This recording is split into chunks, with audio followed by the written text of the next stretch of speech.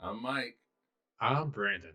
And this episode, we're talking notable orbitals. Notable orbitals. It's the best Jeopardy Orbitals. category ever. Yeah, so that means basically moons. We're talking some cool moons. Oh, but we could do asteroids and the comets solar and system. planets and exoplanets No, and no. black holes orbiting No. us. Those are And orbits. satellite No, galaxies that no, are like galaxy or- moons. No, guys, just moons. Some Oh, we can do some moons. cool ass moons in our solar system. Cool as But Oh, okay, so the stick to solar Hangover is a system. good place for other Galactic other moons. notable orbitals beyond that. I think that could be Yeah, cool. we'll see. We'll see what happens. We'll see in what, we'll see what in the happens. Hangover. But first, of course, follow us on all the things at Drinking Cosmos on Twitter and Cosmos with Cosmos anywhere else, and on Spotify and YouTube, All the things. and all the things that are out there. I would like to give a shout out to some awesome people out there that are doing awesome things.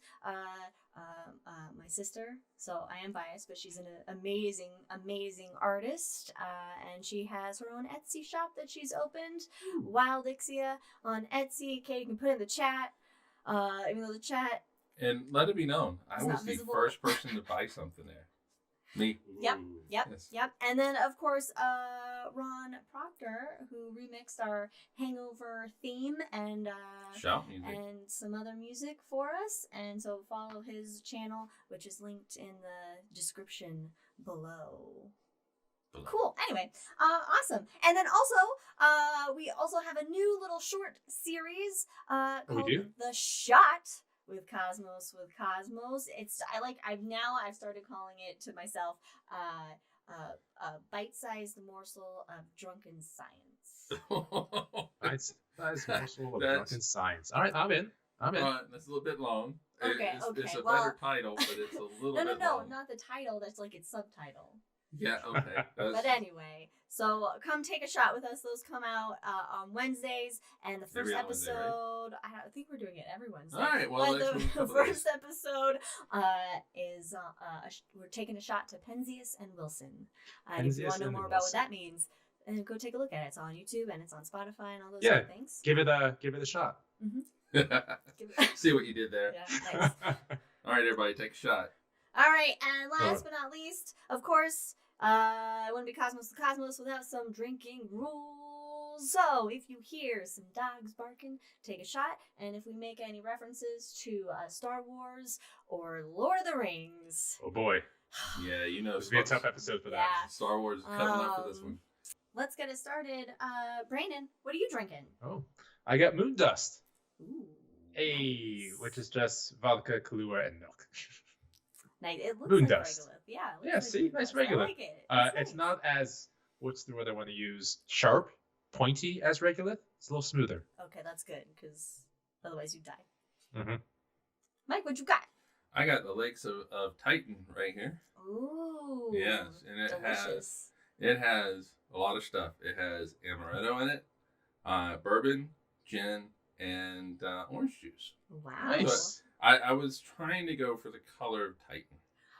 And You you can't- did. you kinda It's got it. pretty It's got the It's haze pretty to it. good. Yeah, the haziness, which Now- we'll talk about. In this So I'm episode. gonna die with this drink, but I'm doing it for Oh, you. yeah. Well, you would If- also if- die if you drank the lakes on Titan. So. Yes, you would.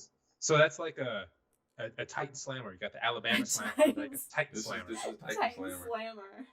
This is a Titan Slammer. And what are you drinking? I am drinking. That's no drink, But it's a drink. Hey. but it is a drink, and Oh, okay. that'll be. Well, yeah. Anyway, What's that? it is a cran apple juice with cinnamon whiskey. Hmm. That's it. So cheers, everybody. Cheers. Cheers. All right. Notable God, that drink's gonna kill me. orbitals. We're talking moons in our solar system. Total moons in the solar system for planets and dwarf planets is currently 214. All right. Now, that's a lot. what constitutes a moon? Like, just because it's going around, is that a moon? Like, what is a moon? It is a body in orbit around another body that is orbiting the sun. Like, So is it's a there satellite. All moons are satellites. is there like a size? And it's not between- man-made. Is there like a size? Like it could be the size of a pebble. Does it have to be the size of a car or what? I don't actually know what that transition is. Yeah, I don't know if there is a It's actual. so difficult when he's back on the show. Yeah, I don't because there's some like really tiny moons. Yeah. So I don't. Of all the things that IAU has done, one thing it hasn't done, I don't think, is set a minimum size for a moon. I feel like it's just like a man-made, or not man-made, like a natural body in orbit around a body that is in orbit around the sun. I mean, it's going to be kind of a gray area right now. So yeah, like the rings. Are the debris in the rings moons, or are they where that is? Well, no, because those are considered particles of the rings, and Okay. so yeah, so so like I the think ring those being are a seen- separate. those are seen as different. But like for example, asteroids have moons. There's about 150 asteroids that have moons, and one of them has the moon is only like 200 yards across, so it's not very big at all. So I don't think there's as of right now a size. Okay. Just checking. But- Checking. You know, it's got to be bigger than a rocky hole in your hand, because then that's just going to be a meteoroid, right? Yeah. Or So- like, yeah. You know. So we're talking what we traditionally are thinking of as a moon, which is, rocky, icy body in orbit around, a planet is All what made out of cheese. we're pretty much going to be talking about. And so that breakdown, Mercury and Venus, sadly, don't have any moons. They will forever orbit the sun in total loneliness. until Forever's the a sun long time. Maybe they expands capture an and asteroid. swallows them whole. Maybe they're gonna capture that asteroid one day. So they don't have any moons. Earth, we got a moon. We got a moon of our own. We able to pick one up. Okay, well, whatever. One's temporary though. Let me just whatever. Mars has We two got one moons. permanent moon. Mars has 2 moons. Phobos and Deimos. Fear and Panic, everyone. Those are fun. Funnest moons in the solar system. Life of the party. Jupiter currently has 79 moons. Now, 53 of those are confirmed. 26 of those are prospective. Yeah, they're Need waiting more to data. be. They're waiting to be Waiting to be confirmed. confirmed. So like ghost moons right now. Yeah. Ooh, I like that. They just need Except some they are validation. corporeal. They need validation. yeah. Is what they need. Saturn is the record holder with a whopping 82 moons. 82. 53 of those are confirmed, so basically it ties with Jupiter then in Mhm. confirmed moons. But 29 of those are prospective. Uranus coming in with 27 moons. I wanted to make like that's a big ass joke. Oh. Or It's good now. something With dirty balls going related around. to dirty balls around Uranus. Neptune has 14. Pluto has 5 moons. 5 moons has more moons Five. than I 5 do. moons. I forgot it had 5 moons actually. And Eris, another dwarf planet hanging out with Pluto, has 1 moon. 1 moon. Well, we got more though. Haumea has 2, and Maki Maki has 1. Maki perspective. Maki. Oh god, it goes down. Okay. The page break. I thought the list was over. Sorry, I can't. Welcome everyone. All right, so 214 moons, known moons for planets and dwarf planets. Yeah, so that has a lot of potential, I would say, for some notoriety, for some interesting moons that could be out there that maybe are like all weird and shit. Well, before we get into that, Uh-huh. your mom has a question. Oh. Do they always have a certain orbit around the other body? They always have a Keplerian orbit. I can tell you that. They always orbit it.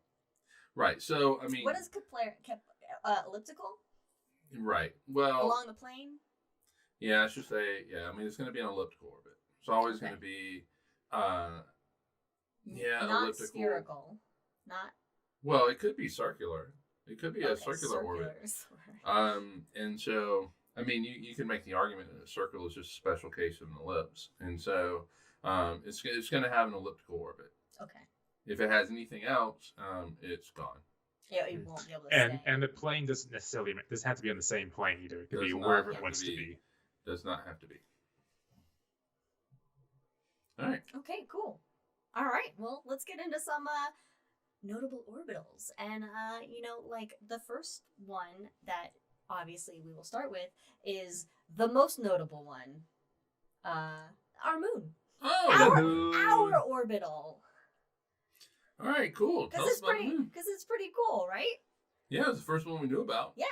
We were like, hey, that's something up there. That big giant orb in the sky probably doesn't want to kill us. Yeah, sure. That's nice. No, it wants to kill us. Remember, everything in the universe wants to kill us. The tug and pull of the moon and Earth's gravity. You get tides, which can kill you.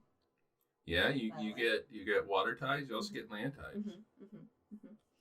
And so basically, our moon is just kind of a cooled down ball of rock and some metal of Earth, covered with a gray, dust-like material called regolith. All right, well, let me ask a question because I think you're hoping somebody jumps in. Yes, please. All right. So, how was the moon formed? Let's just start with that. Let's start day one. By what happened to Brandon a couple days ago. A big collision. Cherokee slammed into the Earth about 3.5 billion years ago. Got a whole bunch of debris flung off of Earth, also my car, and slowly became the moon. Yeah, actually, it was pretty quick in astronomical terms. But yeah, so it was called Theia, I believe. Theia, yes, a Mars-sized object, not Mars itself, a Mars-sized object. Did a glancing blow of the Earth. It was just like, hey, yo! Which saved us immensely, that glancing blow. Yeah. Knocked off a lot of material that coalesced and became the moon. Sped up the Earth's rotation a little bit at that point. The Earth's day was about 5 hours long. And the moon was something like 22,000 miles away from the Earth.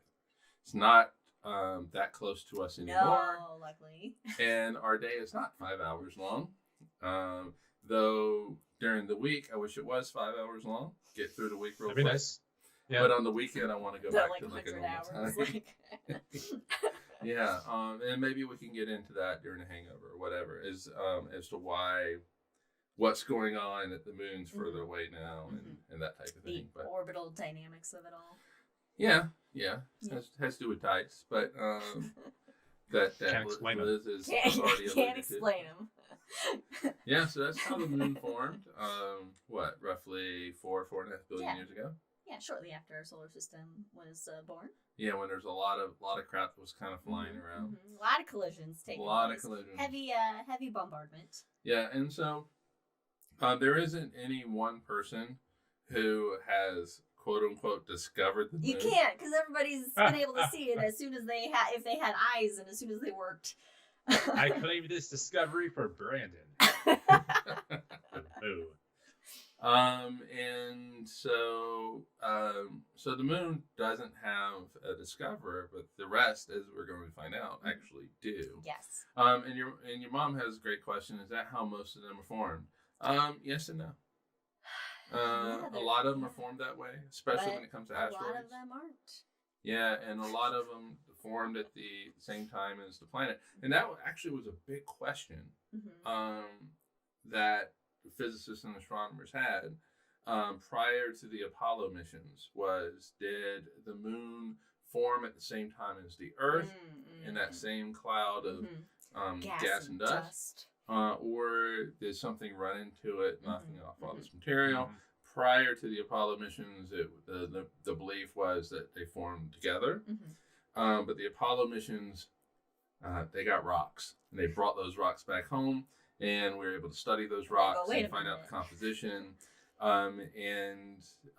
The Apollo missions, much to the chagrin of one of the Apollo astronauts, Harrison Schmitt, really solidified the idea that the moon was formed in just an amazing collision a long time ago. To see that crash.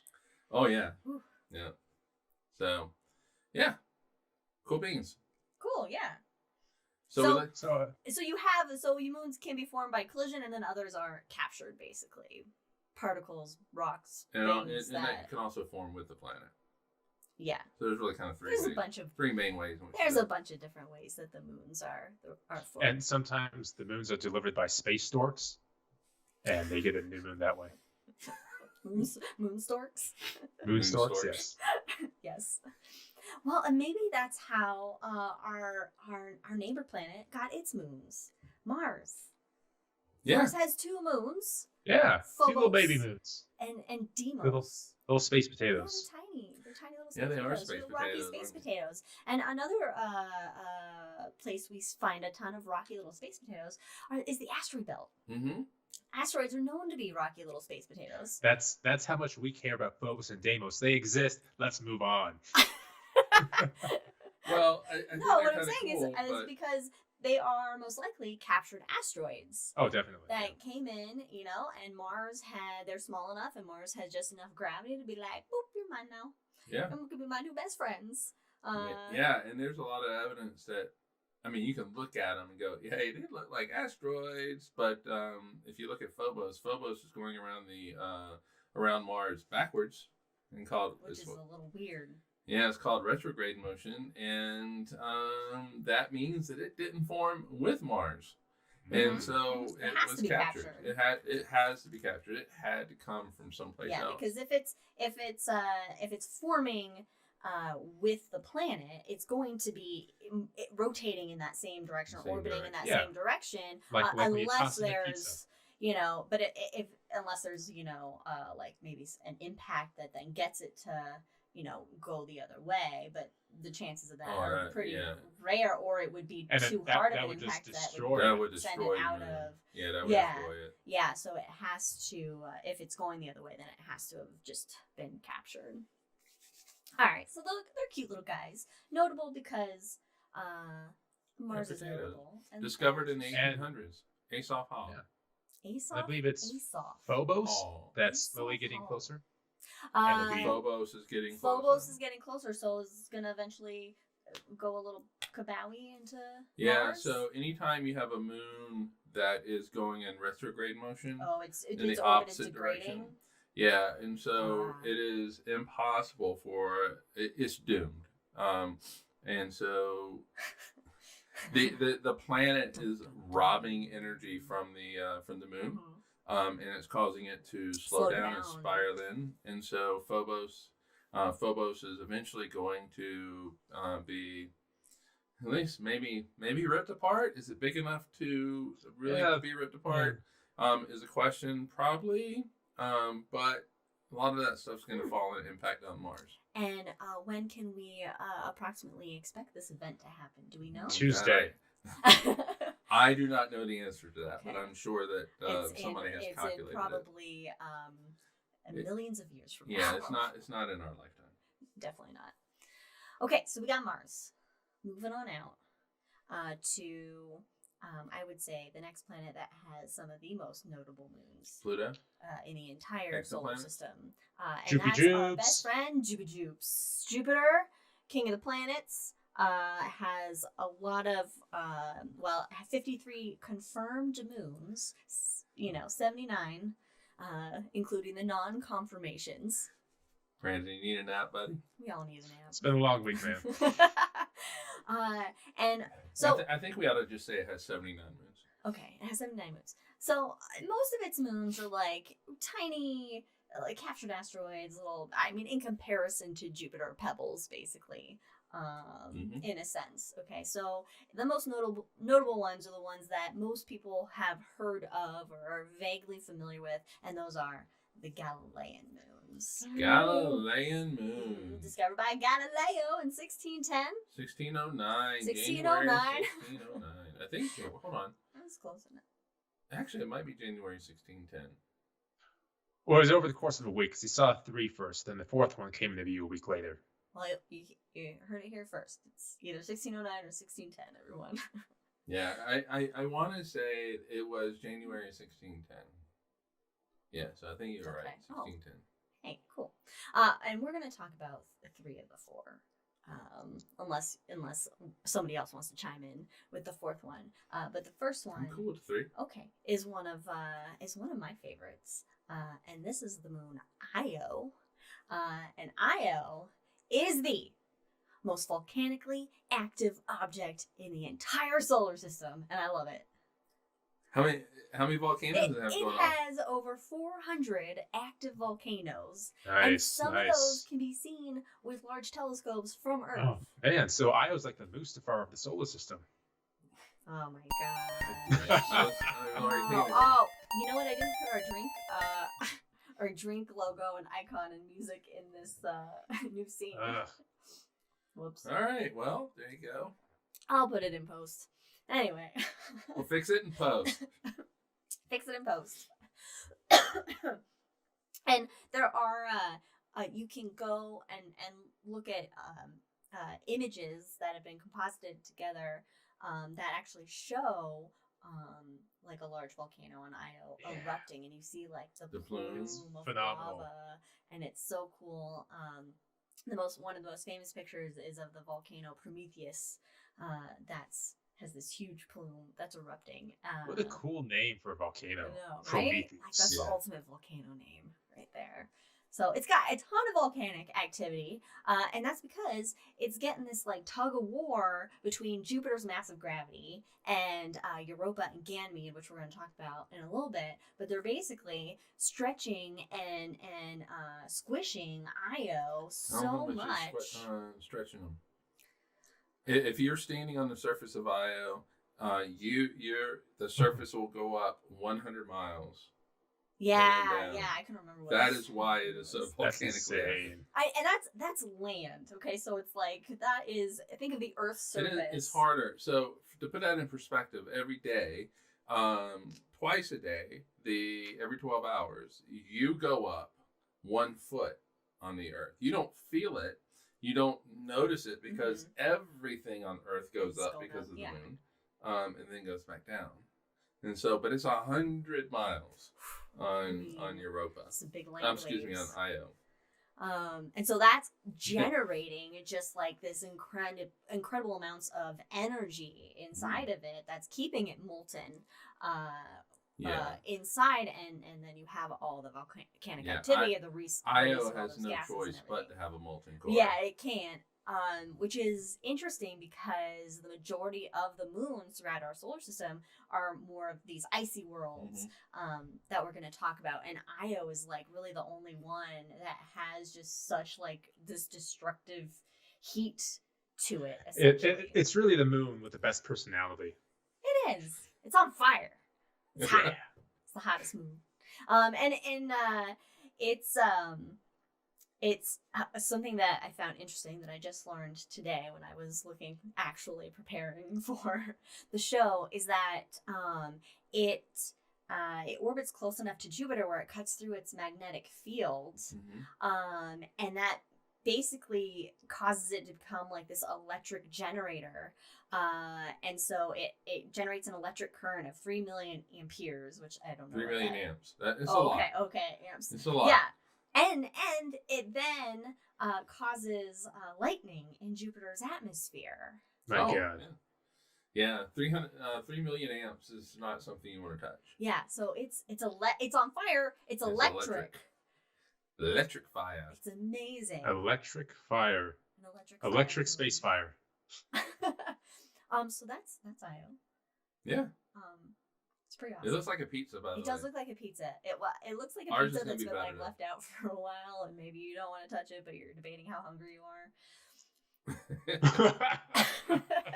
What pizza actually gets left out long? I don't know. I'm imagining like anyway. I don't know, college frat boys or something like that's the situation. They would eat it. Well, they would eat it, yeah. All right. Okay. All right. So the next. So we're going from hot to. We're going hot to real cold. Yeah. With Europa. So Europa, it's similar in size to the Earth's moon, except it is just basically a ball of ice with a liquid water ocean underneath its surface, which is really cool. And I didn't know this, but it also has a thin oxygen atmosphere. How thin? How thin are we talking about here? Like 1 billion? You need to bring breathing apparatus. Oh, yeah. If you go. So it's possible that underneath Europa's surface, because it has like a salty water ocean, which is actually it has 2 times more ocean than we have here on Earth. But it's possible that it could have Europeans. I mean, but think about that. Twice as much water as the Earth has, but it is in an object the size of the moon. Yeah. Roughly. Yeah. So it's got a lot of water in it. Has a ton of water. And you Almost have like those Camino. you have the tidal forces between moons that, keep it warm enough inside. It's not so hot that it's, volcanic obviously like Io or anything, but that keep it warm enough inside to have that liquid water. So there is a heat generation, and when, you have some sort of heat generation and liquid water come together, then energy. it's chemical reactions can happen, and exciting stuff Who can knows? go down. Maybe there's life. Maybe there's life. I would love to have, and I've said this before, like a submarine go down there, like drill a hole, have a submarine go in, and have like its first picture is this big squid that comes and eats it. I realize that it's a loss of billions of dollars, but what an amazing But how picture. cool! But we do have the Europa Clipper going to Europa soon. Yeah, but that's not going in water, is it? It's going Not through the going plumes. It's what?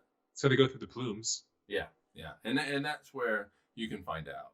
And does it have a lander? I have to remind myself now. Because Well, for a we're while not there, at they were trying to Europa put a yet. lander We'll on the get there. Europa Clipper. You look it up, and then you can talk about it when we get to it. I would think that you probably don't want to have that, but anyway, move on.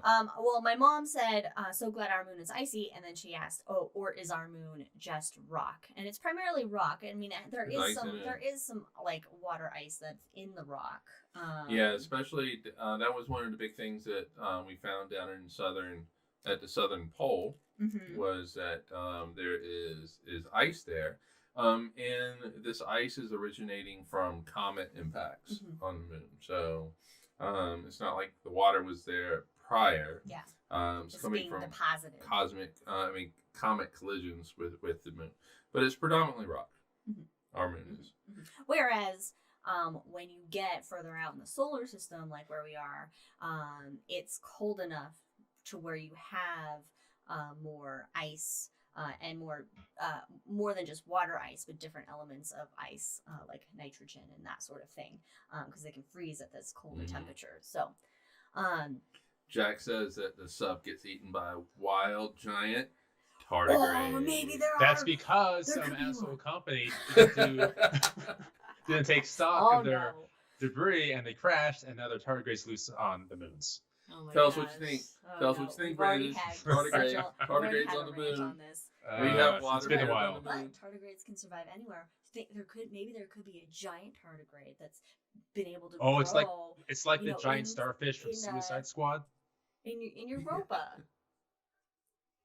Okay, all right. Next, we have the largest moon in the entire solar system, Bigger than Mercury. Ganymede.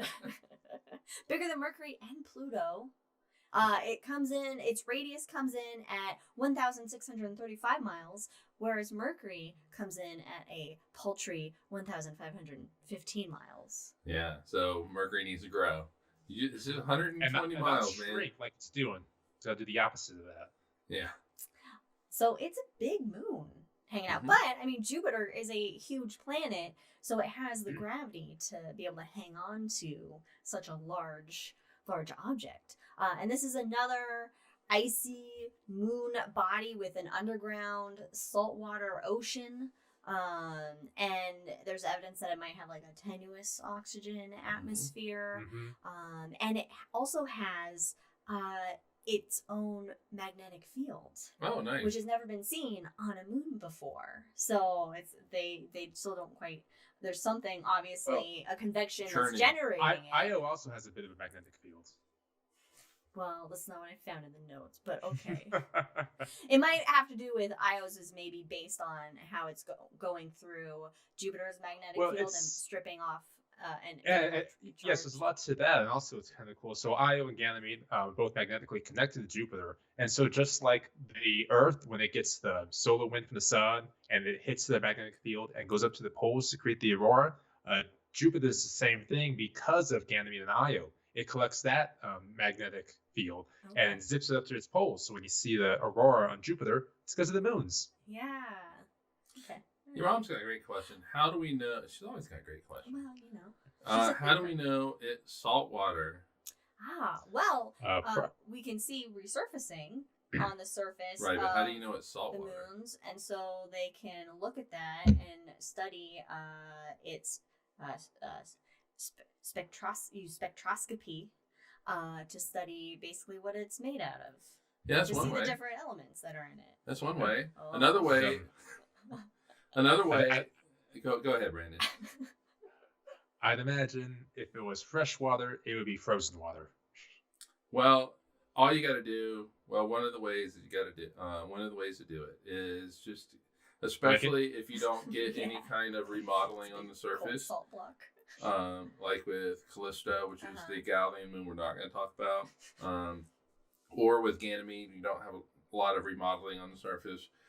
Is you know how big it is, you know its mass, and then you're able to figure out its density from that. And so fresh water would be a lot less dense. Yeah, so fresh water has a density of 1, which is by definition, and salt water, I believe, is a little bit more of that because of the salt content. Now, rock is a lot more.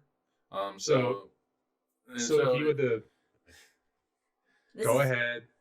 If your moon, if you have a moon that has a density of around 1, then and it has a solid surface, then you know a lot of that interior part is water of some kind. And so, I mean, you're really kind of just looking at density for these things. That's why we have fancy physics man here.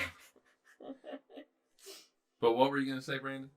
You could put it in a bathtub and it'll displace more water than the fresh water Ganymede. Yeah, what?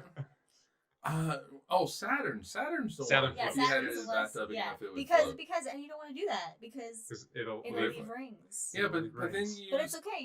Use Comet. Use Comet. Yeah, Comet. Comet cleans it up. Cleans it right up. I love that. Welcome to our planetarium shows, folks. 2-for-1 jokes in that. All right.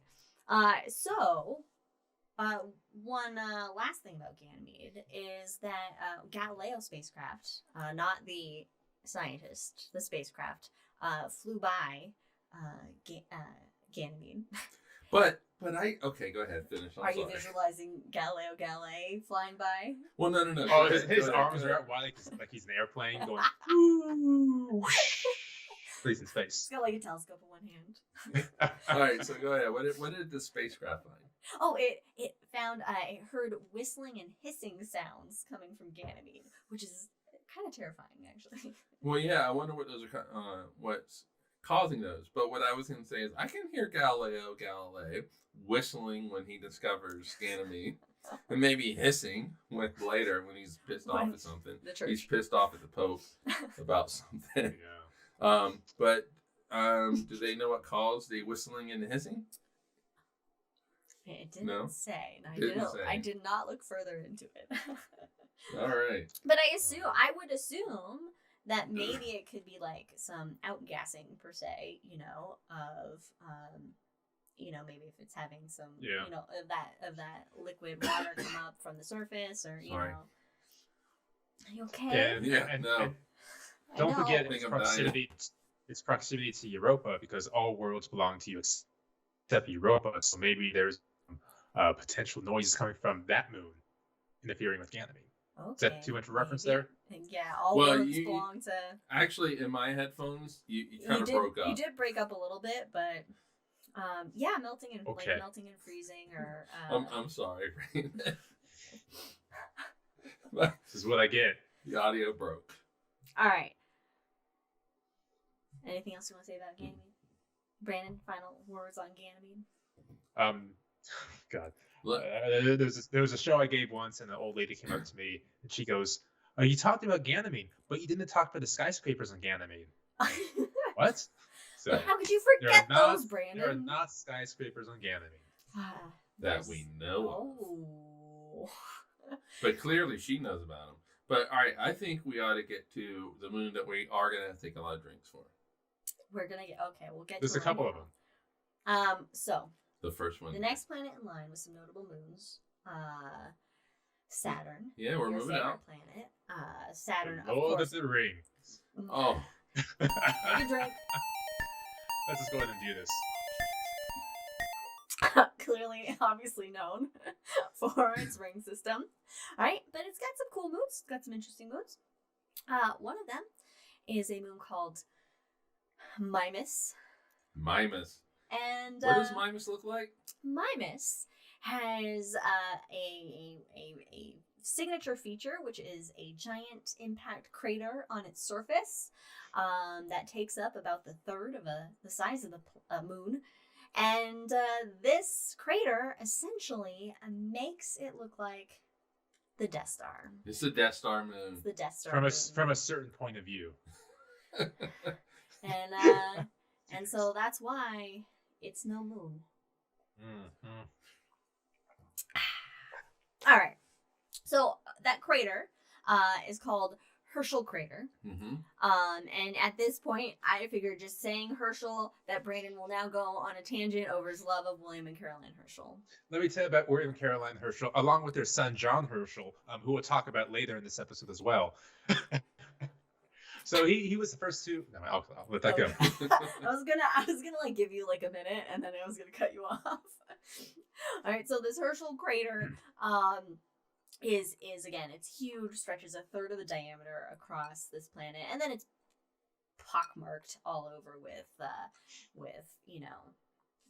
craters all over its surface, but it's that one big one that's striking across its features and makes it stand out and kind of have this place in pop culture. I like for the podcast listeners, not necessarily the YouTube watchers, but Liz gets excited when you hear the clinking of the drink. She's gesticulating. She's getting into this. Mike hates it. Now, okay, a weird thing about Mimas though is that it's closer to Saturn than Enceladus, the next moon. The next moon. Yeah. I know. I keep wanting to call it You Mimas. wanted to call something else a planet. I know. And I always want to call it Mimas. I've never called it Mimas. Really? Yeah, I've always called it Mimas. I've always heard it as Mimas. Mimas, Well, Mimas. These are differences that we Potato. cannot come together No, over. it's over now. Okay. This is the last episode of the podcast, guys. It's been fun. Mimas! I'm out. Mimas. Well, these were actually Well, you're named so much by. better now. Did the Herschel's name these? Yeah, so the question was of how are these moons named, and it's typically named by their discoverer most of the time. So, for example, when we get to Uranus, those moons were discovered but not named. Don't give it away. I'm not giving that away, but they weren't named until like 100 years after the fact. So typically by discoverers, but not always. My mom has trouble naming her dogs. No, Jordy's a great name. Yes. Okay. Jordy's a great name. Jordy's the best name. So the thing about Mimas, again, it's closer to Saturn than Enceladus, so it should have more tidal heating. So it should be, meaning it should have more resurfacing happening. You would think, yeah. You would think, but it doesn't. What? Which is crazy. So like that frozen surface has persisted long enough to preserve the craters. So the crust is thicker. So the crust, I guess so. Yeah, it's thicker. So it's. I do like a good thick crust on my pizzas. I like thin crust. Yeah. Really? You're that? Oh. I'm more of an Enceladus person. I just like the Pizza Hut pan pizza crust. Is that kind of in the middle? Yeah. It's good stuff. Now, have you like the said Goldilocks pizza? I will eat any pizza. You put it in front of me. Just give me pizza. That's It's gonna go in my mouth. All right. Speaking of Enceladus, Enceladus is a moon. I'd say one of the most another very notable moon in our solar system. It's a notable orbital. It's a notable orbital in the solar system, and that's because it has plumes of water ice coming out from it. He's just shooting off these plumes, which means, okay, clearly it has an internal ocean. It has heat. It's like a space humidifier Generation, yeah. And Cassini, rest in peace. See. Rest in Saturn. Yeah, that's better. That's a But good way to put it. in peace in Saturn. In peace in Saturn. In pieces in Saturn. Pieces in Saturn. In Welcome atoms to in the Saturn. second half of Cosmos. So, the spacecraft Cassini, during its last dregs, its last little bits of its voyage in orbit around Saturn, one of the last things they did was have it fly through the plumes of Enceladus to get a little taste, see what's going on there, what flavors it can pick out.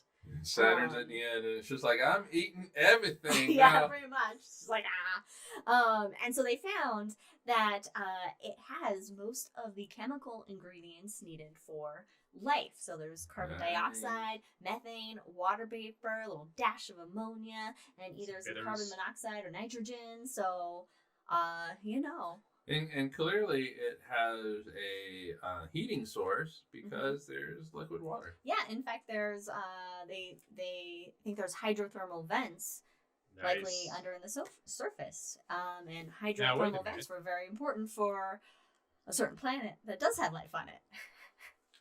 Me, I'm the planet. Planet Liz. What were you gonna say, Brandon? I was going to say those hydrothermal vents, they're quite important here on Earth as well, because we have things popping up around them, little life forms.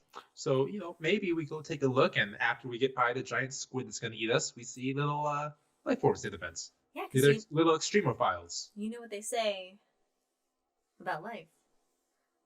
What do they say about life? Say it. Say it right. Life finds a way. It's just the longest pause. And gotta be dramatic. It's the longest. Although you did forget the life finds a way. Okay, well, I wasn't trying to be Jeff Goldblum because that's how we should all strive to be that. That's true. Your mom wants to know: are the plumes steam? No. No, they're water ice. It's like a geyser, basically. They're basically water ice geysers. That's not what you have in the notes. It's ejaculate. I wasn't gonna read that out loud. Okay, so basically, so my note on, my note is that if you like it, put a ring on it. So the icy particle ejaculate from Enceladus creates Saturn's E-ring. Oh yeah, that was gonna have to be in the show somewhere. Okay, icy particle ejaculate, new science term for the plumes of Enceladus. Enceladus ejaculate. Yeah. So they're icy particles. They actually form they actually form the E-ring of Saturn. So which is really cool. And it's you can imagine it's pretty cold out there. Yeah, it's pretty cold there. So hence why it's also not steam coming out. It's negative 330 degrees. What was that? But yeah, it gets colder. So we'll get to that. All right. Anything else on Enceladus? No. Okay. We got a long way to go. Yeah. Do we? We have a long way to go. All right. Like 208 moons. Do we want to skip? Yes, let's go to Titan. Oh, okay. Oh, all right. We'll skip to the best. All right. Saturn's. You just skip it Uranus like that? That's fine. Yeah. No. No, Titan. Oh, I thought you said the other one with the R. Okay. Jesus. Amateur. Okay. So, Saturn's largest moon and the second largest moon in the solar system, the baddest motherfucker in the entire Samuel Jackson of moons, is Titan. It is Ganymede, by the way, is only 2% larger than Titan. Okay, so I mean, to me, so 30 miles is what we're talking about. 32 miles is what we're talking about. So it's not that much, not that much bigger. And the one of the most interesting features of Titan is that it has a thick atmosphere, primarily made of nitrogen. Mm-hmm. And there's, I assume, is there carbon dioxide in there as well? Probably. Yeah. So this thick atmosphere, and it has 50 times more air pressure than our atmosphere has on us. And so it's taller than our atmosphere. It's taller. So in fact, looking at Titan, we can't see the surface of Titan with just our eyes. We have to use special technology, like radio imaging, in order to map what the surface looks like. Or we can send a lander, the Huygens probe with, what was the lander? It was lander Huygens. Huygens? Yeah, Huygens. Cassini was the space. Oh, it was on Cassini. That's right. Mm-hmm. So Huygens, which descended onto the surface of Titan, and took pictures once it got there. It didn't last very long.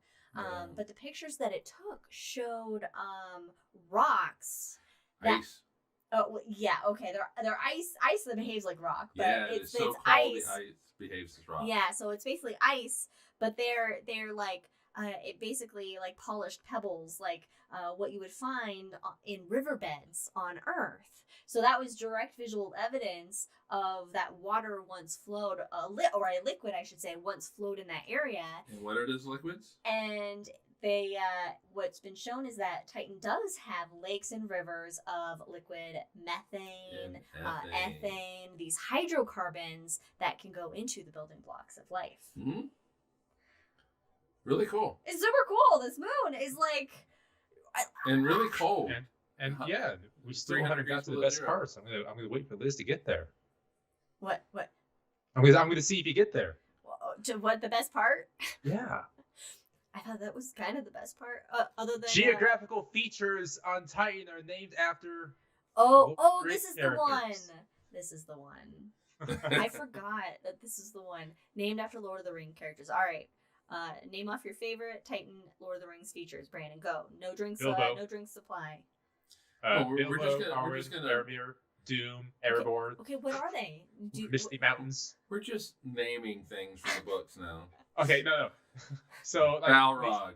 The things named after the characters, like Gandalf, for example, those are hills, big old hills on Titan, named after the Lord of the Rings characters.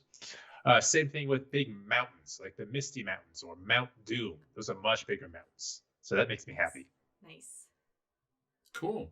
So Titan, literally a cool place, but an atmosphere that is thicker than the Earth, taller than the Earth. And apparently Middle Earth.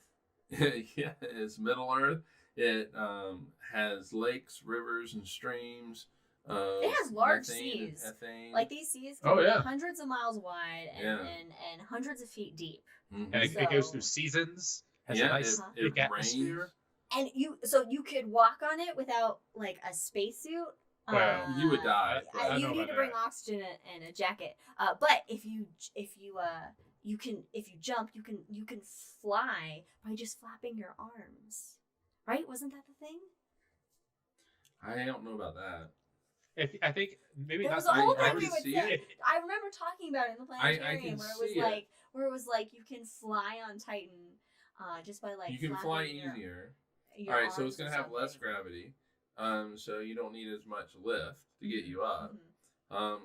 You would just need the wing, and you'd have to be able to flap it. Yeah. Okay. I don't know. It'd also take you an extraordinarily long time to fall off a cliff. How long would it take, Brandon? It would take an extraordinarily long time to fall off a cliff. Not like 30 seconds or a minute. It's going to take like at least 30 minutes. Well, at least then maybe you have time to like figure something out, or just come to terms before you die. Wait, if you go slow though, but the landing would be better. Yeah, maybe if you tuck and roll, you'd be okay. Unless it's like onto like jagged ice rocks. Well, okay, well, all right. How fast do you have to hit the ground before you die? Well, that depends how you land. All right, Uranus. Anyway, all right. So again, Titan. Is there a mission, or was there a mission that's planned to Titan? Yes, there is. It got confirmed. It's going to go land in the lake. Yes. Oh, I'm so excited for that. So be nice little boats on Titan. Such amazing science is going to come from that. I'm excited. All right. Every middle schooler's favorite planet. Uranus. Uranus. You crusher of dreams. Jesus. And my note for Uranus is a moon by any other name would orbit as sweet And that's because all the moons nice. are named after Shakespeare characters, which is Hey. weird. It's weird. It's real weird. But it kind of makes sense when you get the reasoning behind it. So, we referenced this earlier with William McCulloch Herschel's son, John Herschel. He named the moons. So they weren't named after Greek gods, which typically is how they go. But Uranus was the god of the sky and air, so it was reasoned that the spirits should accompany it. So all the names, the Shakespeare characters, are actually spirits in their plays as well. So like Puck and Ariel and Titania, they're spirits. And Miranda. I didn't know that because I don't really know a whole lot about Shakespeare other than the 1997 Romeo and Juliet by Baz Luhrmann. All right, let's talk Miranda. Okay, Miranda. Miranda is a messed up bitch. This moon. Damn. This moon is. Miranda's despite This moon has a Frankenstein face. She is rough. Is that the one with the check mark on it? Check mark. Yeah, there's like one that has like a big. Oh, check I don't know mark if it has a check mark on it. But Mm-hmm. it's just has this really weird terrain. And it looks like it's been pieced together from different parts, just like DIY. Frankenstein moon. DIY moon, essentially. And so Etsy moon. one of the main Who's somebody who's not good. No, just so real bad. Off-brand Frankenstein. And so one of the main hypotheses that how it happened is that it may have been like completely smashed apart from an impact, and then those pieces came back together, but you have some outside mixed with some inside, Oh yeah. so it's almost like an inside out moon in a way, or like a calzone. Calzone. Moon. You know where my mind's at right now. Pizza. Yeah, you wish you were here. And the other Uber man. The other hypothesis is that large meteor strikes partially melted the icy subsurface, and so then you had like periods of like slushy water kind of rising to the surface and like smoothing over those areas. But personally, I like the cataclysmic impact and coming back together inside out and shit. That's a lot more fun. Exactly. For us. Yes. Not for the moon. Not for Miranda. Oh, poor anthropomorphized moon. I almost said it correctly. Anyway, a feature on Miranda that is interesting is called. Are you showing us prices of Ubers? Yes. Yeah, it is. It is out of focus. It's a pricey pizza. I'll put it that way. Yeah, that's all right. Yeah, but we're here. That's true. Anyway, coronae are an interesting feature on Miranda. So they're like these lightly cratered regions of ridges and valleys. And the giant fault canyons are 12 times deeper than the Grand Canyon. Oh, this is the one. This is the one where you can jump off. Oh. I was just thinking about this. The Grand Canyon gets a bad rap, like solar system wise, because everything's compared to it and everything dwarfs it. Like you think a Grand Canyon is big. Wait until you see any other canyon in the solar system. Well, yeah, but it's the only thing that we can use to help us. Like, I know, it's just kind of funny. Yeah. Yeah, but there's a canyon on Kauai, in Hawaii, that's actually bigger than the Grand Canyon. Yeah. It's deeper. The Mariana Trench. Okay, that's above water. Okay. It's above water, but yeah. I mean, the Grand Canyon's got some great marketing. So this is a really big canyon. Really big, yeah. Well, really big. However, if you jump off the Grand Canyon, you're gonna hit the floor and probably some the side of the wall and stuff. And donkeys. In pretty quick fashion.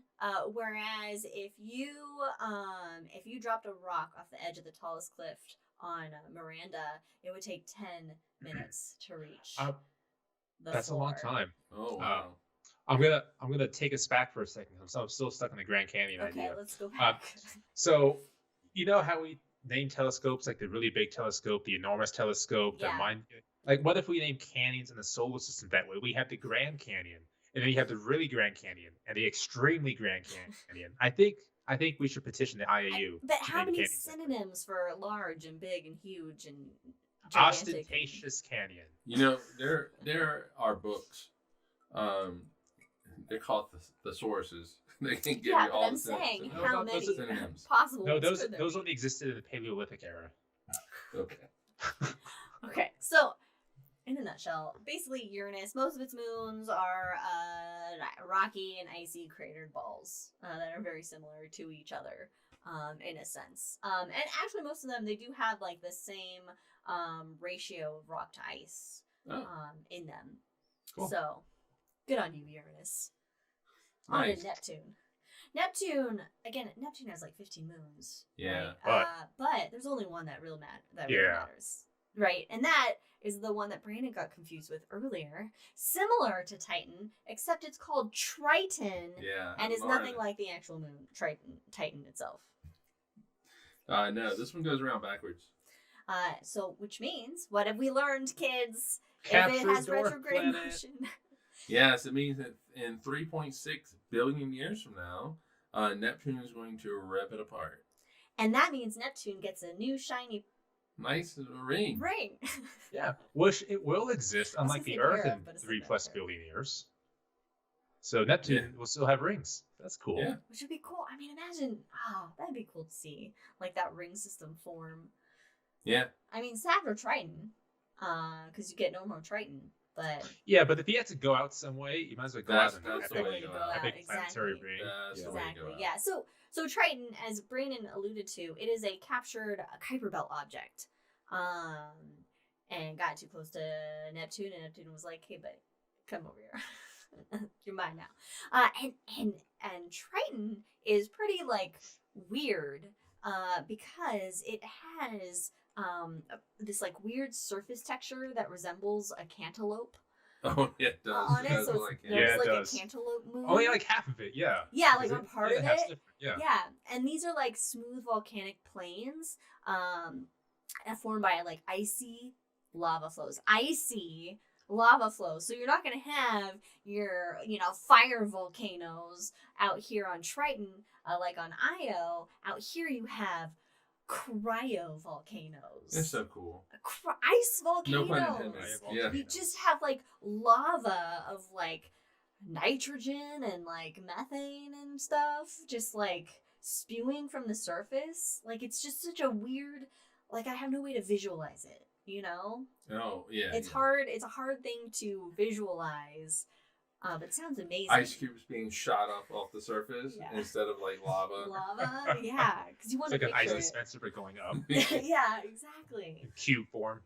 And so it's has that weird surface texture there, and it is the coldest moon in the solar system, coming in at a whopping negative 391 degrees. I mean, almost Fahrenheit. 400 degrees below zero. That's Almost absolute zero.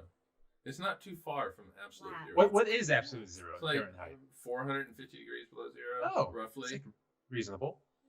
yeah. Yeah. Come on, Triton. What are you doing, man? So- About 60 more degrees. So it has this like thin atmosphere that's made mostly of nitrogen, and a lot of the nitrogen condenses as frost on the surface, and so that then creates a super high reflectivity. So it reflects 70% of sunlight, so it can get that cold. Oh, nice.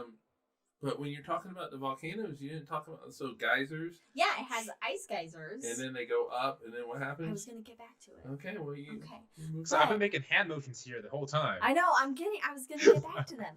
All right. So the cryovolcanism, it has these ice geysers, which is a mixture of water, ammonia, and nitrogen. So they blast off from the surface of Triton. They were up 26,000 feet high in the air, and then Make a right turn. they get blown over at a 90-degree angle, and it's super weird. And Why? astronomers don't understand don't know. really like why that's happening. What? If there's like winds that are Yeah, strong it's enough, it's really or weird though it's, that those like- winds to be at 26,000 feet. yeah. So it's like it's a weird It's a mystery. Mysterious moon. It's an ice volcano mystery. Nodal It's like orbital that is the mysterio. best Nancy Drew book of all time. Nancy Drew with the mysterious plumes on Triton. I read it. And the Hardy Boys help. Babysitters Club came Oh, in yeah. there. And then the Boxcar children show up. And Everybody shows up. Harry the Spy. We're gets gonna in there. solve this. I was a little too old for Harry the Spy. Anyway, all right. So Triton, pretty cool, pretty awesome. But we're not done yet because we featured planets with moons so far, and it would be only fair to feature the most famous dwarf planet, Pluty Plutes. Good old Plutes. Pluty Plutes. Pluto Plutes. Probably has one of my top 3 favorite moons in the solar system, I'd say. And that is, how do you pronounce it? So it's named after his wife, Sharon. I thought it's named after the boatman to the underworld. Yeah. Oh yes, that's how it's pronounced, is with the soft ch, the Oh, Sharon. Sharon. But yes, no, you're right about that. It's named after the ferryman who carried the souls across the river to the underworld, Pluto. And it's spelled Charon. Mm-hmm. So you want to say like Charon or something. Charon. Yep. But Sharon. And it's half the size of Pluto. Yeah. Pluto's smaller than our moon. Mm-hmm. Okay. Mm-hmm. It is smaller than the United States. Yeah. So Sharon is half of that. So it's pretty small. But compared to the size of Pluto, it's a ginormous moon for Pluto to have. It's it's too big for Pluto to really have captured it at being a separate object to capture it to have a moon. Or it seems like it should be too big. And maybe they formed together. Maybe. But it's also known as like a double dwarf planetary system. Mm-hmm. Binary dwarf planet. Binary dwarf planet. They have mutual tidal locking, so both sides face each other all the time. Constantly. I mean, you had to get sick of that face after a I know. while. It's like, God, get out of here. Can I see the But other side? that's gonna happen to the Earth and the Moon eventually. Moon is going bye-bye.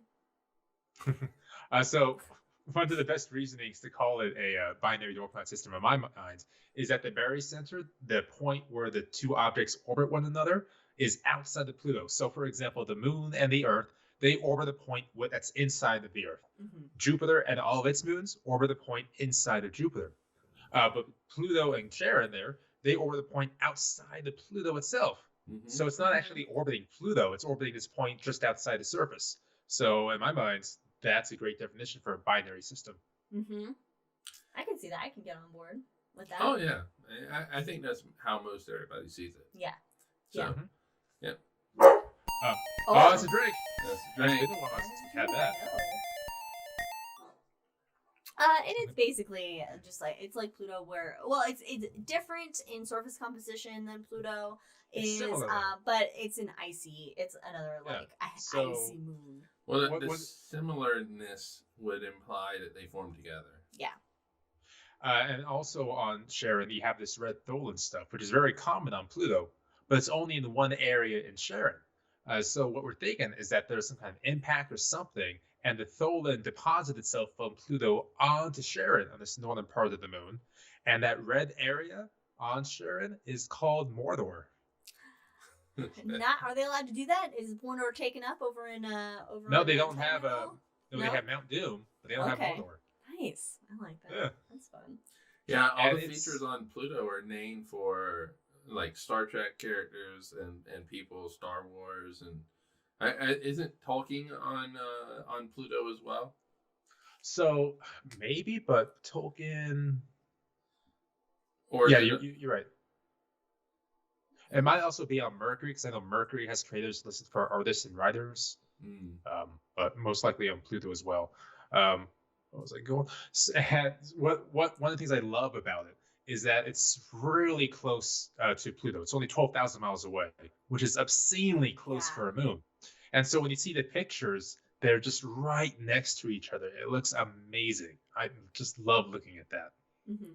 Yeah, and like you said, they're tidally locked, or maybe you said they're tidally locked mutually. So you can be on the far side of Pluto and never see the moon. Like you could live there and never know Pluto has a fucking moon. And but if you're in the right place, it's always up above the horizon, and there it is, and looking cool. Excellent. And everything. Man. But Pluto actually has 4 other moons to go around.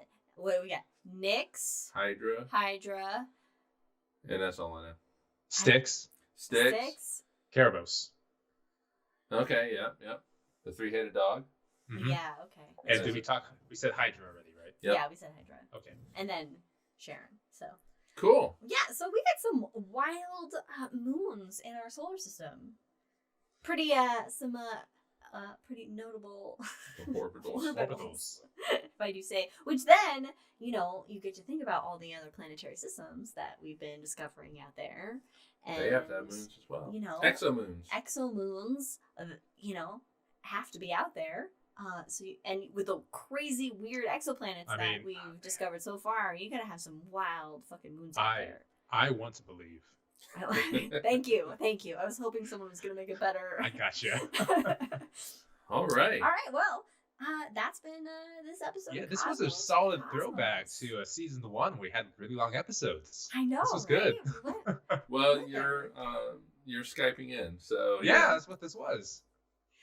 So stick around for The Hangover if you're joining us now, or you can find The Hangover later. On What are we talking about in The Hangover? Who knows? We'll figure Space it out. pizzas. We had something from earlier that we could talk about, but Okay. I don't know if I remember it. All we'll right. see. So And then what's the next episode on?